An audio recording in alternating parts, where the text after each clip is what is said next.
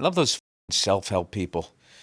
You know, they act like they're trying to like, improve your life, and the first thing they do is they bring stress into it. Seizing the day. To do what? What am I why am I seizing the day? Why can't I just sort of enjoy it? Huh? Where the fuck are you going with your seizing your day?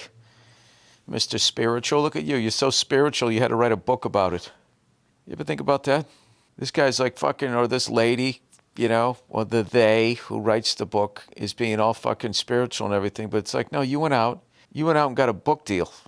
You somehow took spirituality.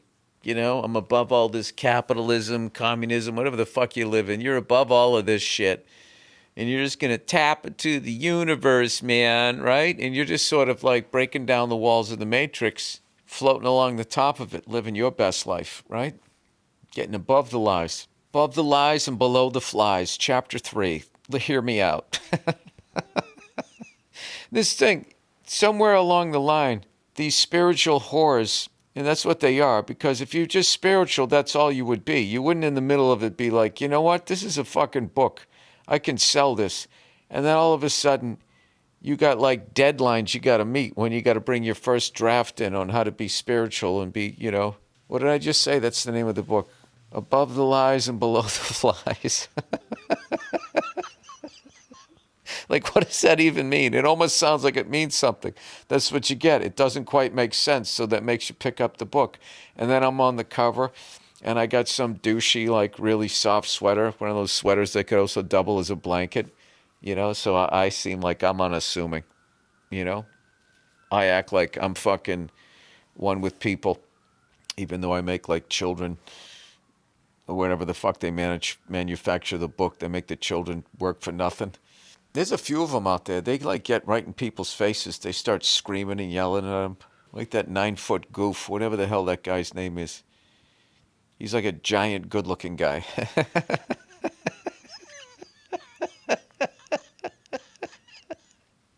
It's like if you took John Davidson and you made him 9 feet tall, and then he yells at you like a fucking NFL coach after you fucked up the play. Changed it at the line of scrimmage and it didn't work and you turned the ball over. What the fuck is that guy? Tony Robbins. You ever seen that guy? Screaming at trailer park people? The fuck is wrong with you? I always look at the people in the crowd thinking like, haven't they been through enough? Why do they need this fucking avatar John Davidson coming at? Man, I'm going to continue to say John Davidson until you guys look up and figure out who the fuck he is. Bill, you have a new book out? Above the lies and below the flies. Talk about that. What is that? You know what? I got to tell you, it doesn't mean anything, but it sounds like it does. And I got a new sweater deal, and I'm just out here taking money from all you bitches because as much as I'm fucking acting like living a spiritual lifestyle is the way to go, I'm going to make a bunch of money off of this book. And I'm just going to go buy a bunch of shit I don't need. Hi, everybody. I'm Bill Burr, author of Above the Lies and Below the Flies. And I'm here to tell you that is what life is.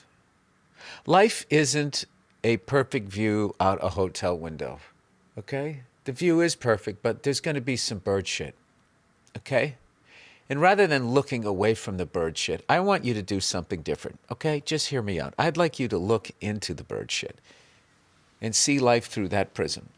I don't know where I'm going with this, but that had to be at least 3 pages of bullshit. You ever think those guys just do that shit, those spiritual guys? They're like active in like an active toxic relationship themselves as they give you life advice. And they're just sitting there and they got staring at a blank page. They got fucking leaning back in the chair, looking up at the ceiling, trying to think how they can just keep spinning this fucking pizza dough. They come in at about 180, 190 pages so they can make this money. Go to Vegas, buy some coke, get some whores, go to the Sphere, see the Eagles, And then meanwhile, what are you doing? You're sitting there in your fucking jams, right? Going through a breakup, reading this guy's bullshit.